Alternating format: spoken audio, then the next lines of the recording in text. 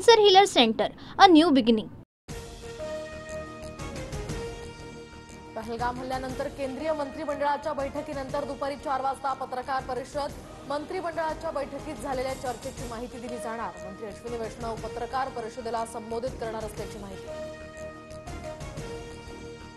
एनआयएची team Baisaran व्हॅलीतील घटनास्थळी दाखल, तर एनआयएचं पथक उच्च तंत्रज्ञानाच्या उपकरणांसह 3D मॅपिंग करणार। झाडांमधून 2 दहशतवादी आले, एंट्री आणि एक्झिट पॉइंट्सवर 7 जणांची हत्या। पहलगाम हल्ल्याप्रकरणी एनआयए तपासात माहिती।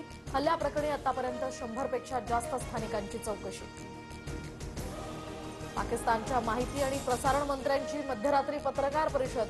पुढच्या 24 ते 36 तासांमध्ये भारत हल्ला करू शकतो, अताउल्ला तरारचा मोठा दावा। पहलगाममधील हल्ल्यात लष्कर-ए-तोयबाचा टॉप कमांडर फारुख अहमदचा सहभाग उघड। फारुख अहमद सध्या पीओकेमध्ये लपल्याची एनआयएतील सूत्रांची माहिती। पाकिस्तानकडे अणुबॉम्ब आहेत। हल्ल्याच्या आधी शत्रू 10 वेळा विचार करेल। पाकचे माजी पंतप्रधान नवाज शरीफ यांची मुलगी मरियम नवाज यांची दरपोक्ती, तर आमच्याकडे सुद्धा तुमच्या आधीपासूनच अणुबॉम्ब, फारुख अब्दुल्लांचं प्रत्युत्तर। पहलगाम हल्ल्याचा मुद्दा ब्रिटिश संसदेत उपस्थित। वाढत्या तणावाच्या पार्श्वभूमीवर ब्रिटनकडून भारत आणि पाकिस्तानला शांततेचं आवाहन। अनेक ब्रिटिश खासदारांकडून पहलगाम हल्ल्याचा निषेधही व्यक्त। एलओसीवर पाकिस्तानकडून कुरापती सुरूच। पाककडून आंतरराष्ट्रीय सीमेवर युद्धबंदीचे उल्लंघन। जम्मूमधील परागवल या सेक्टरमध्ये आंतरराष्ट्रीय सीमेवर गोळीबार। आपल्याकडे वेळ कमी आणि लक्ष मोठं, मात्र वर्तमान स्थितीसाठी हे बोलत नाही। पंतप्रधान नरेंद्र मोदींच्या वक्तव्याची चर्चा। पहलगाम हल्ल्याला 24 तासांमध्ये उत्तर दिलं पाहिजे होतं। हल्ल्यानंतर गृह खात्यावर कारवाई व्हायला हवी होती। आम्ही सरकारच्या पाठीशी, पण त्यांच्या चुकांच्या पाठीशी नाही। संजय राऊतांची टीका। अटारी बॉर्डरवरून पाकिस्तानी नागरिकांची मायदेशी घरवापसी, तर 29 एप्रिलपर्यंत भारतातून पाकिस्तानला 786 नागरिक पाठवले, तर पाकिस्तानातून भारतात 1616 नागरिक आले। ठाकरे बंधू एकत्र येत असतील तर चांगलंच। ठाकरे बंधू एकत्र येण्याच्या चर्चेवर ज्येष्ठ नेते शरद पवारांची पहिल्यांदाच प्रतिक्रिया। 100 दिवसांच्या कार्यालयीन सुधारणा कार्यक्रमाचा निकाल उद्या जाहीर होणार। मुख्यमंत्री देवेंद्र फडणवीसांचं ट्विट। मुख्यमंत्री देवेंद्र फडणवीस अक्षय तृतीयेच्या मुहूर्तावर वर्षा निवासस्थानावर गृहप्रवेश करणार, तर 4 महिन्यांनंतर मुख्यमंत्री शासकीय निवासस्थानी शिफ्ट होणार। 10,000 शेतकऱ्यांच्या नावे बोगस कर्ज आणि कर्जमाफी, शेतकऱ्यांची फसवणूक करणारे मंत्रिमंडळात। विखे पाटलांवर रीतसर खटला चालवा, संजय राऊतांची मागणी।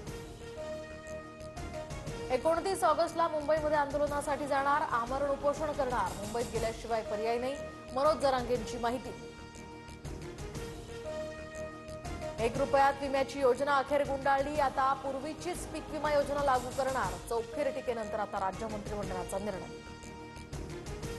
परेलमधील एल्फिन्स्टन पुलाच्या पाडकामाविरोधात मुंबई उच्च न्यायालयात याचिका। याचिकाकर्त्यांचे आक्षेप विचारात घेण्याचे MMRDAला निर्देश। 3 दिवसात याचिकाकर्त्याला म्हणणं मांडावं लागणार। आयपीएस अधिकारी देवेन भारती मुंबईचे नवे पोलीस आयुक्त। फणसाळकरांच्या निवृत्तीनंतर आता भारतींकडे मुंबईचं पोलीस आयुक्त पद। देवेन भारती सध्या मुंबईचे विशेष पोलीस आयुक्त।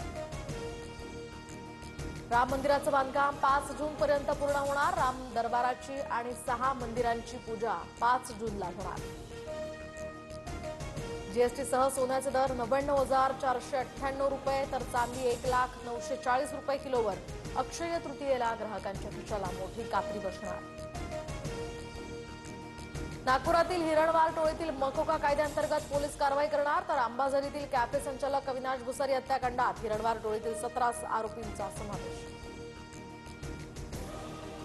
नागपूरच्या कळमना परिसरामध्ये पाण्याची विक्री, तर अर्धा तास बोरवेलच्या पाण्यासाठी मोजावे लागतात। या ठिकाणी 200 रुपये। इगतपुरी तालुक्यातील मुख्य धरणाच्या पाणीसाठ्यात घट, धरणामध्ये 50% कमी पाणीसाठा, तर अनेक धरणं तळ गाठण्याच्या मार्गावर।